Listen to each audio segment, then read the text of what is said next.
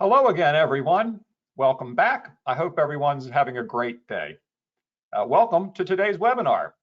This is the next in our ongoing series of live webinars from Levin Group's Referring Doctor Success program.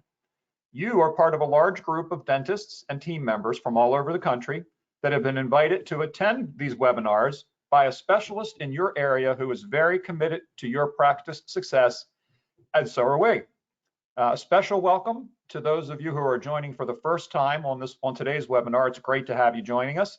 And for those who have been before, thanks for taking the time out of your day and your busy schedule to join us for the webinar today. This webinar, as they all are, is designed to support you with tools, very practical strategies to help you achieve higher production and profit and reduce the stress and have just an enjoyable experience in the practice. Today's topic is very pertinent right now. I'm sure it'll be of great interest. The staffing crisis, how to build a superior team and protect your future all at the same time. Our presenter is Dr. Roger Levin. Before we begin, just one quick note. We always record these webinars. You'll get a link to the recording in a couple of days. You can watch it back again and take notes and look at anything else that you'd like to. So with no further ado, let's turn it over to Dr. Levin. As many of you know, I'll let you know just to remind you, he's a third-generation dentist. He followed his grandfather and father into practice. He's also the CEO and founder of Levin Group, a leading practice management consulting firm. He's written over 60 books and 4,000 articles, and he regularly presents webinars like this and seminars all over the country and around the world. So, Dr. Levin, I'll turn it over to you and get everything started. Thank you, Steve. Hey, everybody. I am really excited to be with you. I know there are hundreds of you from around the country on here. And wherever you are in the country, you're probably wondering about staffing. We just finished the survey, the Levin Group Dental Economics Annual Practice Survey, where we found that over 64% of practices are seeking a team member right now. And that's a national random survey. It'll be published in Dental Economics magazine in April. But in reality, we've got to deal with what's happening right now. And staffing is not a challenge, it is a crisis. And it's a crisis as I define it, because when we can't staff properly, we then see practice production declining. And as you know, if you've attended previous Referring Doctor Success webinars, and I want to thank our specialists for inviting you to be part of this. It's a very invitation-only group.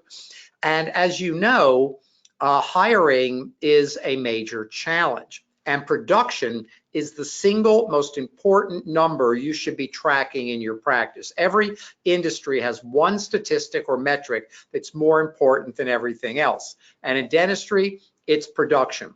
And staffing has a direct correlative relationship with our staffing situation. So our webinar today is called The Staffing Crisis, How to Build a Superior Team and Protect Your Future. And let's do it all at the same time. Now, there are two key points. There is a staffing crisis, but you don't have to participate. And I'm not being cavalier, and I'm not being silly, and I'm not being ridiculous in that I really hope, because I create this material very targeted each month to try to give you key recommendations to have a great practice. And if you decide I'm not going to participate, then you might take the steps that are going to keep you strong and healthy with staffing. But as always, it's prevention that's the main way to go. So many times in dentistry, and I'm a general dentist, I practiced 10 years full time, so I've lived your life. So many times in dentistry, we wait until something goes wrong before we act. That's called reactive. And my message is we need to be proactive, and we need to be doing new things that we may have never thought about before, which I will cover in our webinar today. So our objective is to increase practice, it says revenue, production every year. And to do that, you need maximum efficiency. And to do that, you have to have excellent systems. But with our teams today, training them properly, we need to simplify the systems. When we review practices that we get the privilege of working with, we often find The systems have been created and changed and modified, and instead of simplifying them, we've made them more complex. There are a lot of steps in the systems that don't need to be there. So just as a separate quick thought from a tip of the day that I wrote, our tips go out Monday through Friday every morning to about 30,000 people. And I wrote a tip. It said, just find one thing, no matter how small it is, one thing every day that you can do to simplify your practice. And one dentist wrote into me, and I don't know that this is an example, but he said, well, we had a really small improvement today. We got rid of all the pharmaceutical pens at the front desk, and now we only use pens with our practice name on it. So it can be really, really small, or it can be really, really big. And whatever it is, simplifying systems works to your advantage. Now in staffing, we are facing not a temporary scenario. We are facing an employee revolution. And I call it a revolution because I don't think it's going to go back fully to the way it used to be. We can blame all kinds of reasons for the great resignation, as it's currently called in America, but some of those are not just going to go away. So what are you going to do to make your practice the place where staff members want to stay, want to join, want to stay? And I will cover that. So it's going to last, we think, from Levin Group's perspective, this is a 5 to 8 year time frame, could be even longer. That's not pessimism. We try to work with real information and create logical projections. But there's a new employee mindset. Do we really know what our team cares about today? Now, in the staffing crisis, we're finding a new mindset. Our staff members want a clear purpose. That's your mission statement. Why do they come to work? But it can't be just a statement. It can't be stuck on a shelf or hung on a wall.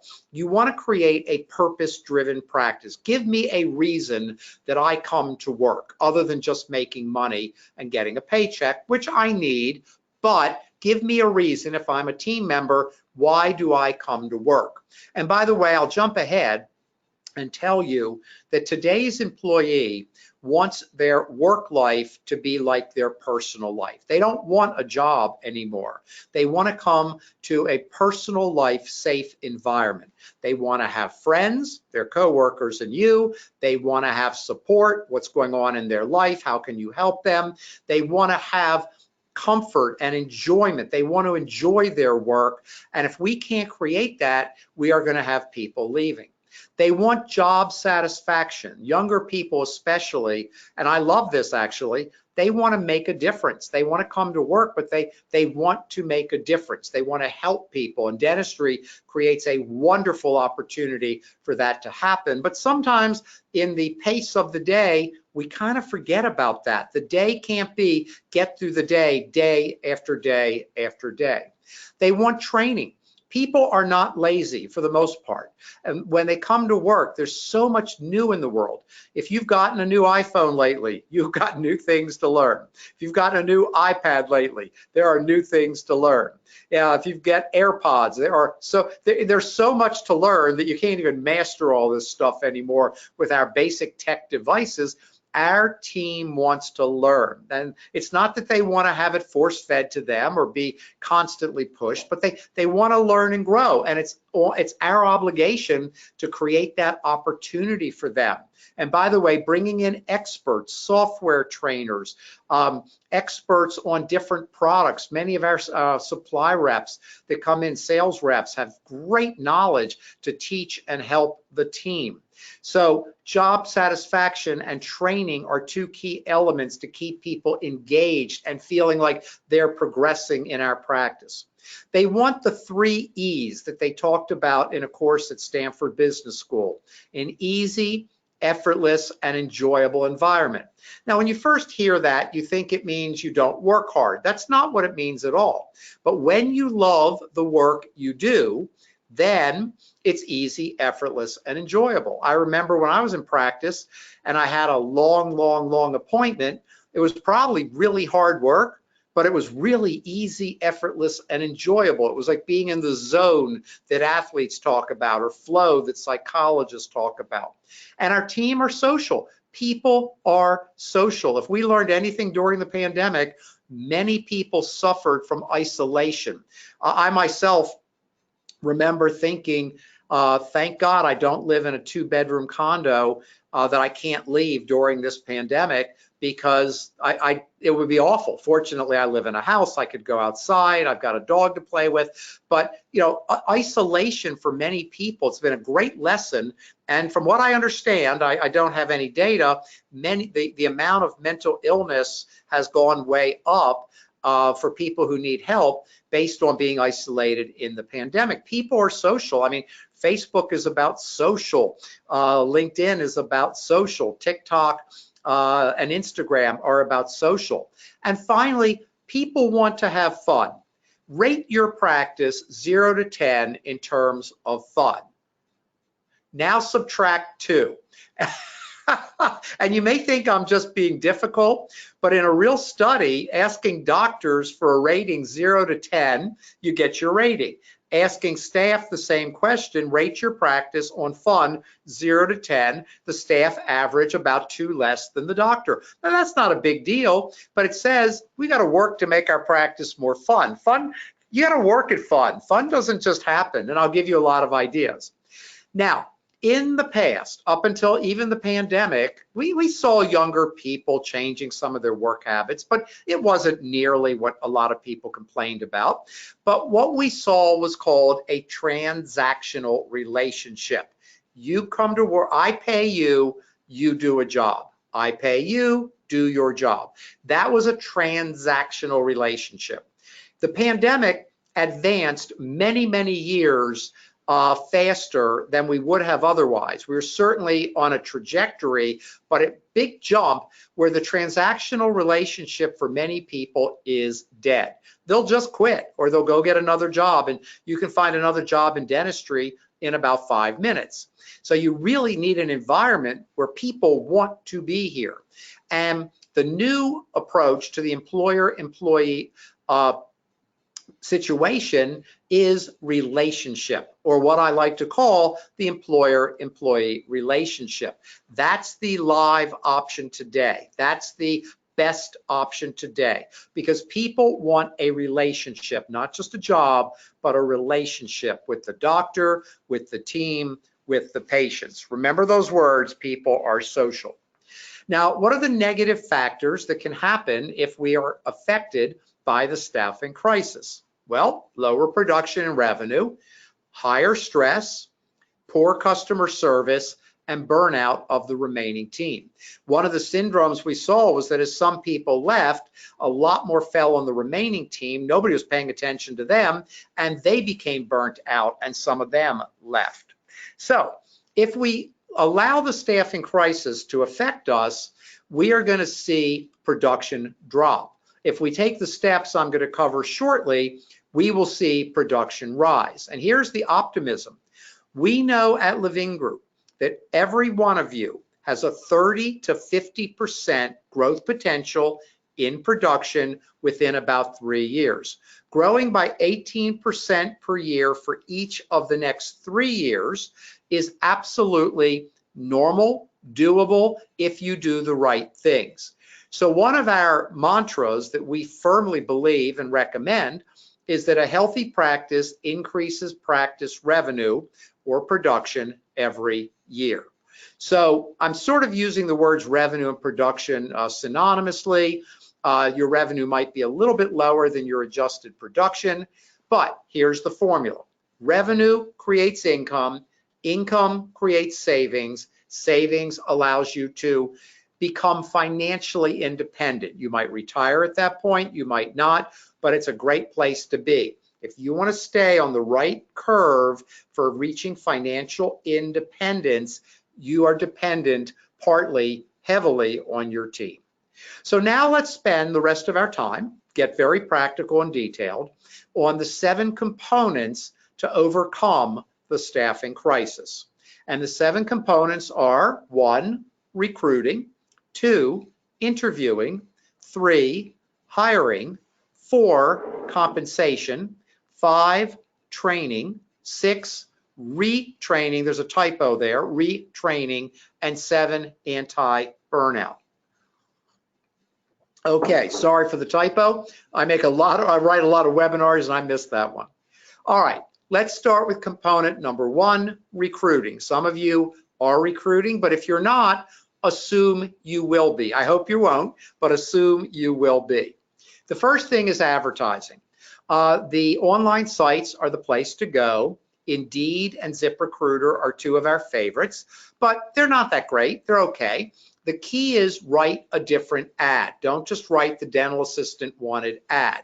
Put an ad in that talks about the environment, team-oriented environment, great coworkers, opportunity for advancement, ongoing training, true, 5-star customer service. A lot of people, this was interesting, I have found, want to be part of an organization that treats its customers really well.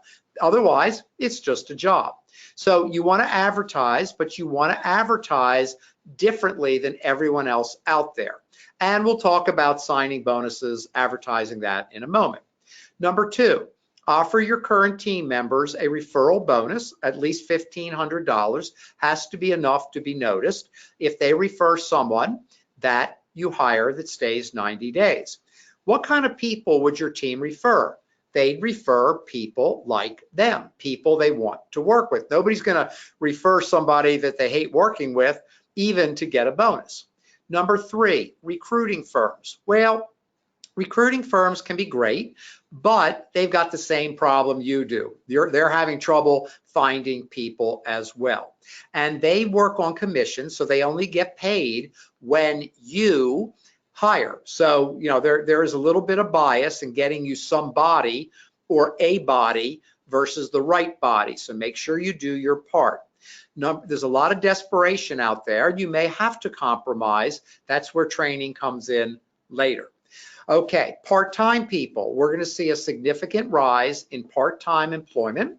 In the past, I was not a big fan of that. It's harder to build a committed, dedicated team of part-timers. So we've got to learn some new skills and traits. We've got to learn new communication methods. If someone's not in on Monday, how do we communicate to them?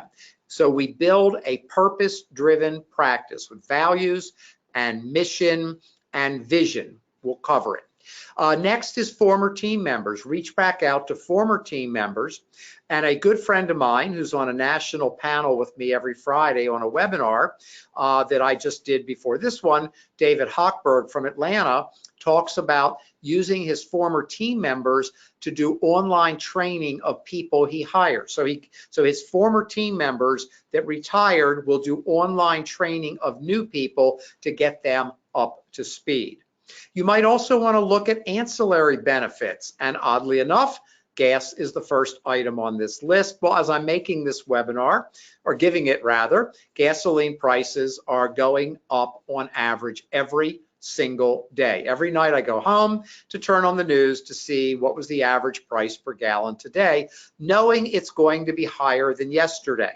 So if someone drives a long distance, you might give them a partial gas allowance. Someone else might need certain days off for daycare or elder care. Paid vacation time for team members. Dog walkers are expensive. Yes, there are people that don't want to work outside the home because somebody's got to watch their pet. You may remember during the pandemic, adoption centers were empty. Everybody was adopting pets. Well, if your company, Google just announced you have to come back to work, now you've got to have somebody watch your dog. That's not cheap, by the way. Daycare, very expensive. The child tax care credit, at least today, is gone. It may be back, I don't know. Working part-time from home. Are there administrative people in the office that can do part of their job remotely? Retirement benefits. Now, a lot of team members don't care about retirement benefits. I can't spend it now. I can't use it now. So you have to help them with the vision of retirement benefits value. Retention bonuses. 5-year, 10-year, 15-year, and 20-year bonuses, significant bonuses. And at first you might say, oh my gosh, you got to be kidding. Look what I'm paying with staff labor now. And yet I can tell you Those bonuses are far less expensive than the losses of turnover, and I'll give you an exact number in this webinar. Now back to advertising. You can advertise signing bonuses on your online sites. Again, I've seen everything from 1,000 to 1,500 to 2,500. You've got to get their attention. But you pay it over 6 months. You don't pay it in one lump sum. That happened to somebody that we met later as a client, and that's a bad thing. The person stayed 3 days, got the bonus, and left. And good luck getting that back. So, and then finally, you might at times need to switch a position. If somebody has another skill set, you might move them into the position where they have that skill set if it's easier to hire someone else to do the job they're currently doing. And again, assuming they're amenable to that idea. Now, interviewing. I'm just going to read you this list pretty quickly, but when you interview, you have to write a job description. And most job descriptions that we see are subpar, and they don't even talk about accountability. What is the person accountable for? So I have a new saying I've been sharing. People don't want a job, they want a responsibility. So we need a job title. We need a job purpose statement. We need a list of job duties and responsibilities. We should include on there our values and our mission so that it's right on the job description. We should talk about teamwork and cooperation as part of our culture, required qualifications, education, experience, knowledge, skills, and abilities. What qualifications are preferred? You can put that in your ad, or you can wait till interviewing, because you're not going to interview live right away. Don't go away, be right back. And what kind of working conditions do you insist on? That we are not going to tolerate conflict, that we're supportive and team-oriented and come from the positive. So in interviewing, in the past, we taught you to conduct 3 interviews. New world, new playbook. Today, I would tell you 1 interview. If you like the person, hire right now before they interview anywhere else. But how do you know enough about them? How do you get prepared? And the answer is telephone screening. Rather than sitting there night after night at 5:30, hoping they'll show up and then they don't, start with a screening. Do they qualify for a live interview? Because in that live interview, if you like them, I would encourage you to hire them. So we have a set of questions for telephone screening. Are you currently employed? How long have you held this job? How long have you been in this position? We saw a practice a couple of weeks ago.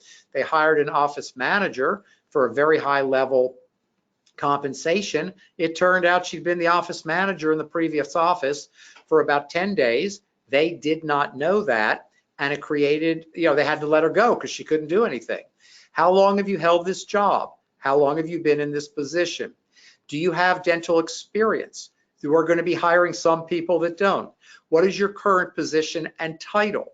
Have you worked on, whatever the question would be? Why are you seeking to make a change? Are you available full time? Do you have any specific salary requirements? Why bring them in when they want an outrageous compensation and they're fishing just to see if someone will pay it? It's best if they have a resume, but honestly, many dental team members don't. In the past, no resume, no interview. Now, I wouldn't be as tough about that, but you do want to get references from them on the phone, and you want to check those references before the live interview. Skipping the reference check is at your own peril. It's like asking, please come in and embezzle, please come in and tell me you knew how to do things you don't know how to do. You don't want to keep hiring and firing, you just want to hire. Be prepared to hire at the first interview. Check those references. Remember, in the interview, live interview, telephone screening, you're not just interviewing them, you're also selling them on your practice. An interview should be a two-way exchange, and part of your job is to inspire this person to want to work in your office. And keep in mind, at the moment, it's an employee market. Now, in terms of hiring, don't just ask questions or tell everything, have a conversation. And the best way to have a great conversation is asking questions, but getting them talking. Tell me about your last 3 jobs. How would you describe your personality? Why do you like dentistry? How well do you get along with others? How well do you function as a team? What do you like and dislike about your previous jobs? Where do you see yourself in 5 years? And there are people who will tell you, not here, meaning that, I know that sounds funny, and that's not so bad. That, I'd like to go back to hygiene school. I'd like to become a dentist. I'd like to move to California. Some people won't say this, but they'd like to get married or have kids, and they don't expect to work when they have kids. So where do you see yourself in 5 years? And if someone stays 3 years today, that may be okay, depending on how many options we have. Have you grown? How have you grown in the last 5 years? What was the last book you read? Etc. And then if you like them at that point, go over your core values and your mission, because we teach at Levin Group, every client we establish 4 to 6 core values and a true mission, not just a bunch of words, not a public relations piece, but something you're going to live by. Values are the DNA of your practice, and mission is why your practice exists. And this is something so many employees today want. They want to belong to something that has meaning, not just get a paycheck. And let them know you're dead serious about your values and your mission. Those are the non-negotiables. We live them every day. We will always live them every day. Now, how much should you pay people? Well, every part of the country is different. We get emails and texts regularly from dentists all over the country asking about compensation. Dental Economics magazine, I think it's the February issue, did have a compensation survey you can look at. But all parts of the country are different. We at Levin Group are projecting that staff labor will rise anywhere from 9 to 12%. So yeah, don't fight it, because if you fight it, you're just not going to hire, you're going to lose people. By the way, if that goes up 12%, production has to go up 12% just to keep even. Ask your colleagues, you're in study clubs, you go to meetings, what are they paying? Get your study club to do an anonymous survey of dentists and the staff positions in their offices. Recruiting firms can give you an idea what you'll have to pay. Dental Economics, as I said, February had the annual survey, February 2022. Research, dental ads, a lot of times compensations mentioned in the ads, offers and signing bonuses in the ads. Go on Indeed, go on ZipRecruiter and look around. Look at ads in comparable industries. What are medical practices paying to hire front desk people? Nurses are highly compensated, so be a little careful with that one. And right now, it's going off the wall in medicine. Hospitals are suffering from the nursing and staffing labor costs, really suffering. It says expect overhead to rise by 5 to 8%.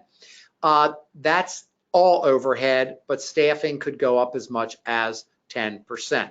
And if you make an offer to somebody, put it in writing, because you don't want anybody coming back at you about a signing bonus or longevity bonus, or if they quit. And it should say, if for any reason you're not here, that next bonus is off the table.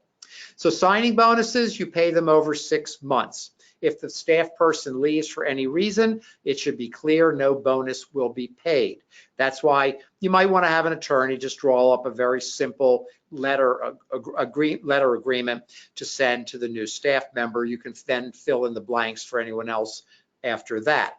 The longer a person's been there, compensation, of course, has to go up. Show them a pathway of how they can grow with the practice. The days of not giving raises to staff members, we saw a lot of practices that didn't give raises. That's going to get harder and harder as there's so many options.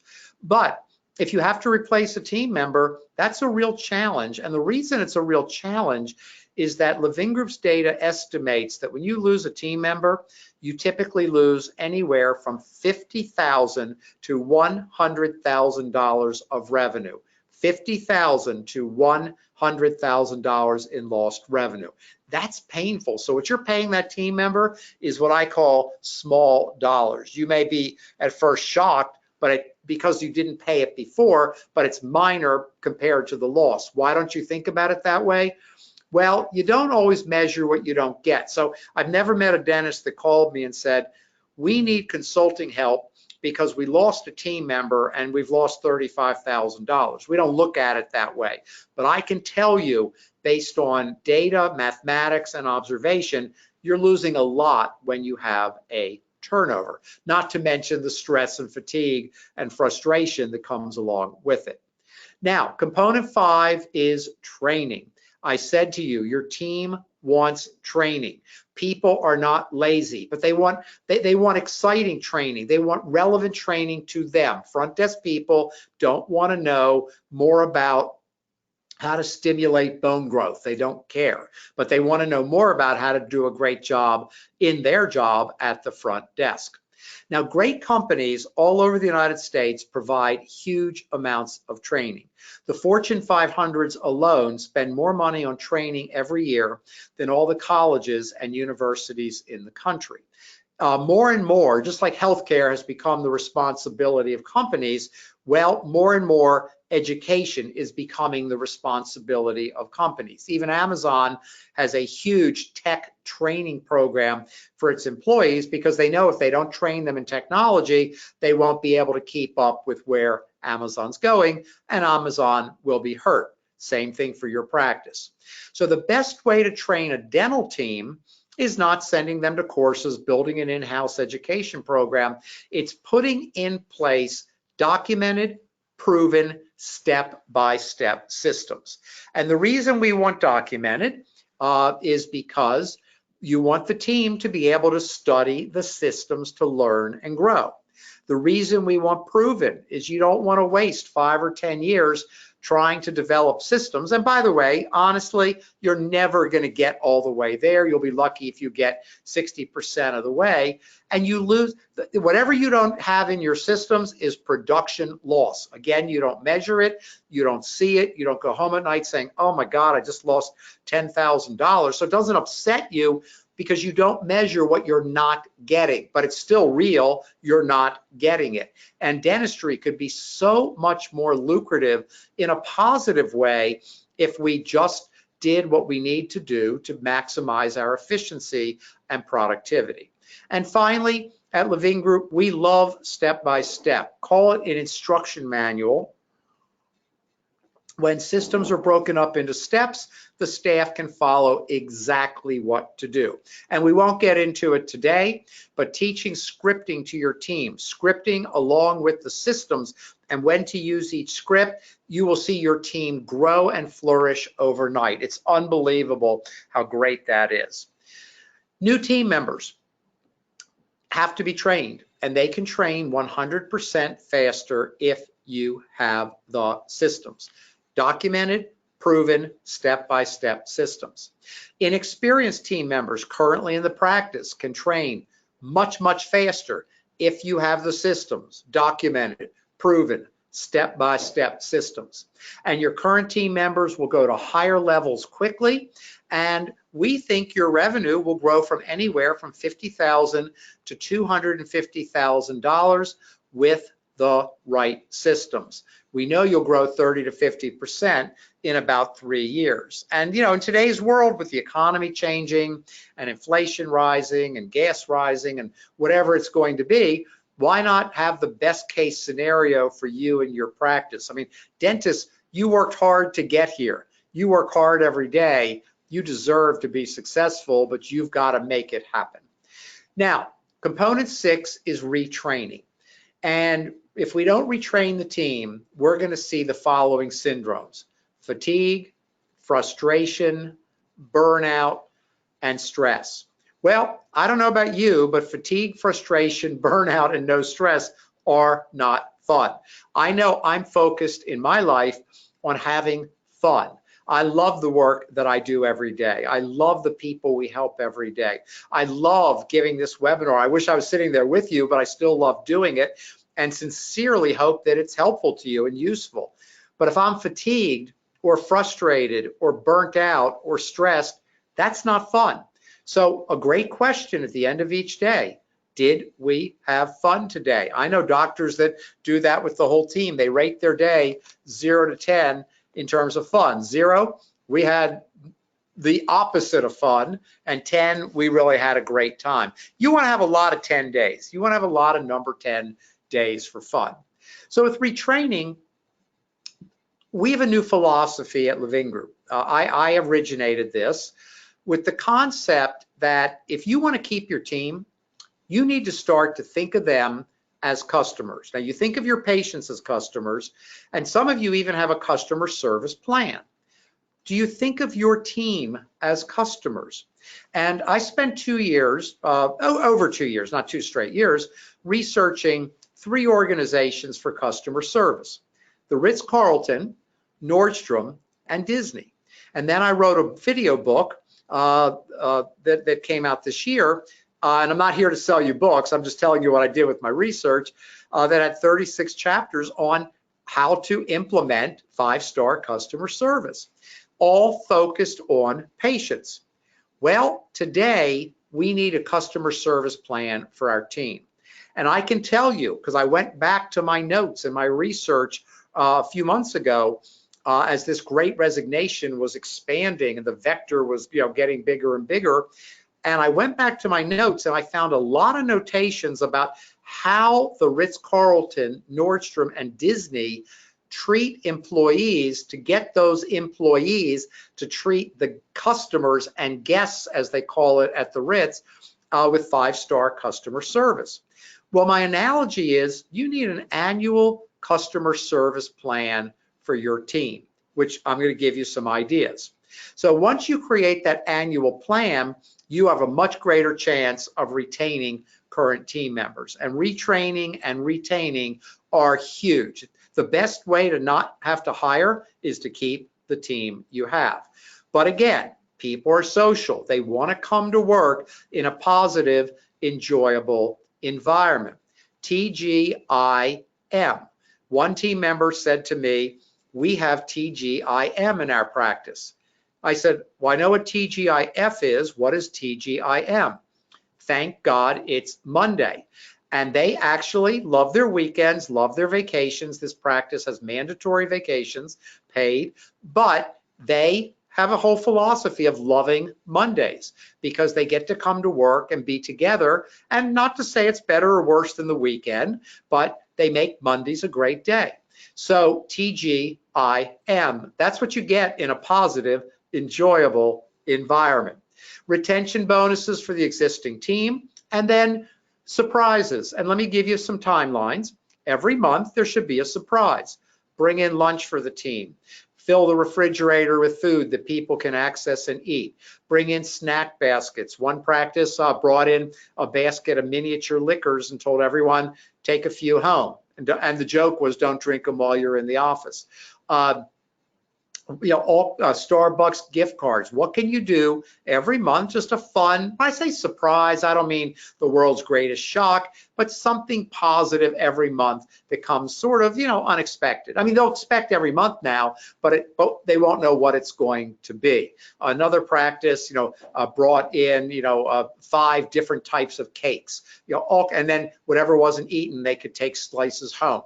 And then every 90 days, once a quarter, get out of the office as a team, do something fun that's not dental. There are restaurants, there are one office, they had an Uber van pull up, they all went, they didn't know where they're going, they ended up at McDonald's eating in the van. Just fun, do something together that everybody could enjoy. I mean, one client of ours actually took a beach house for 5 days, and 22 team members were invited to come spend up to 5 days at the beach house. So these are the things that people appreciate. Are you creating, not having, but creating fun? Goals and prizes, staff meetings, reach under your chair. You got the Post-it note, you get a $100 bill or a gift certificate or some great prize. And time off is always seen as a positive. Another great concept, I'm redefining a lot of leadership as we look at retaining and retraining our team. Another great concept is sitting down with team members one-on-one periodically and just having a conversation. No, this is not a performance review. This is not performance at all. It's personal. How are you doing? How's life? What's going on? Anything you want to talk about? Anything I should know? Let me tell you about me. Not threatening. How's it going? How's life in general? You'll learn some things, but people, most importantly, get to know you care. And if you don't care, you better learn to care, because that's another thing employees want today. They don't want to work for you. They want to work with you. I would take the word boss and make it illegal in your office. If you hear the word boss, you should cringe, because you don't want to be a boss. You want to be a colleague. Include the team in improvement thinking. Bring one good question every month to your staff meeting to ask the team. And ask yourself, what is the big question I want to bring the team this month? And include them in the improvement thinking. And then try to find 1 to 3 ways to improve your practice every month. But include the team. If they feel included, then they feel more part of the practice. Finally, if you want to lose your team quickly, I suggest, I'm being sarcastic here to be cute, I suggest you start lots of rumors and encourage gossip. Nothing kills team work, team development more and faster than rumors and gossip. And if there's a rumor, address it that day, because with rumors, if you're not transparent and give the real information, everybody goes to the worst case scenario. Number 7, anti-burnout. You may be in danger of your team burning out. It's getting better, but during the pandemic, we certainly worked hard. Now today, we still have the PPE and all the issues.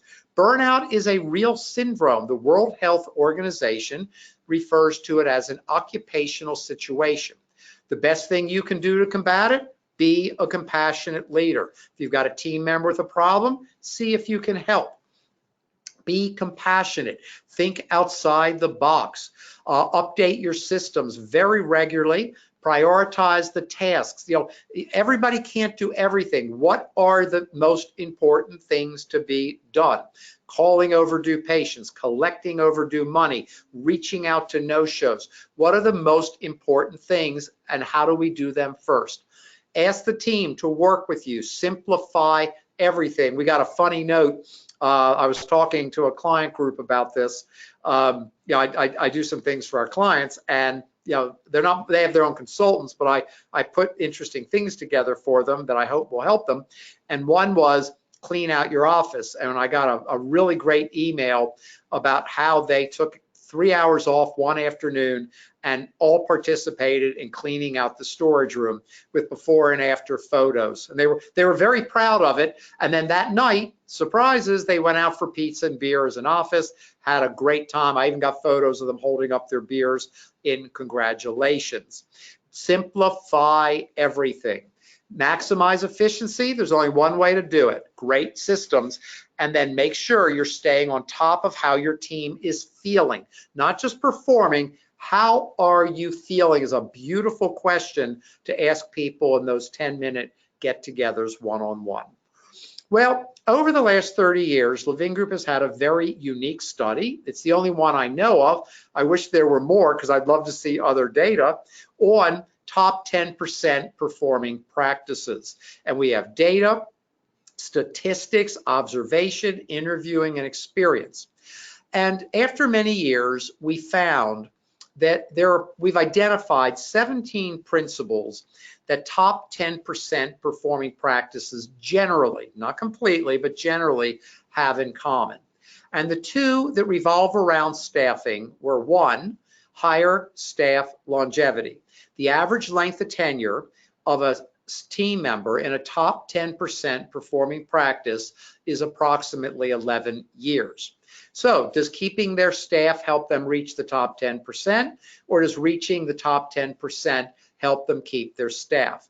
I think I can answer that from a lot of literature and courses, including Harvard Business School. And the answer is, it's getting the right team first. These doctors early on made the same hiring mistakes and leadership mistakes everybody else makes. The difference that we see is they would not tolerate poor performance. Most of them are very nice. Many have humility, some maybe not, but bottom line is they would not tolerate poor performance, and they were willing to go through the pain and suffering of replacing people until they got it right. Some of them got it right by becoming better leaders. Some got it right by going through people. However they did it, they finally ended up with long-term teams. And number two, and we saw this with the teams, they had what we now call ownership mentality.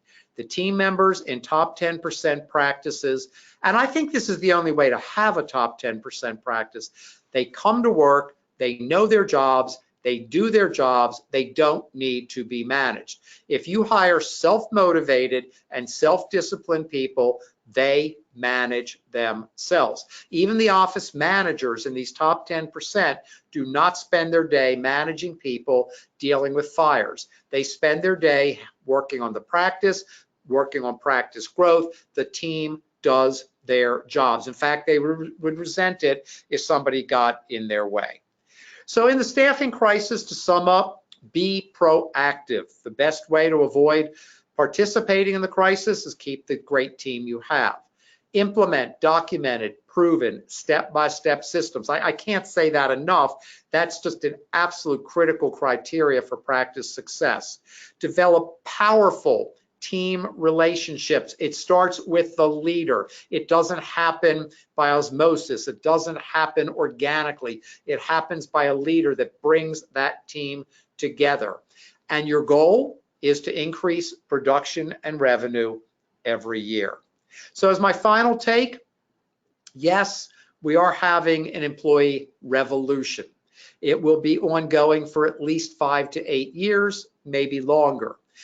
But if you address all 7 components in the staffing challenge, recruiting, interviewing, hiring, compensation, training, retraining, and anti-burnout, you will put your practice in a fantastic position for success, for ongoing growth, and to have an easy, effortless, and enjoyable career, which is really what I'd like each of you to have. Again, I hope this is beneficial and useful. I tried to put this together in all 7 categories because many of you are dealing with different things. Our goal, as always with these webinars, is to give you the most practical and useful information. Feel free to email me at Levin Group anytime if you have ideas. And I'll look forward to seeing you next month on April 22nd at 1 o'clock, where I'm going to give you part 1 of a critical presentation, targets to take your practice to the next level. What are the targets you should be hitting? And then I'm going to give you ways to hit them.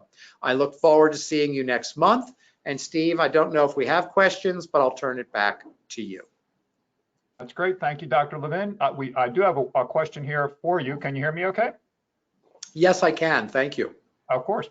The question came in, basically, how can I keep my payroll overhead reasonable?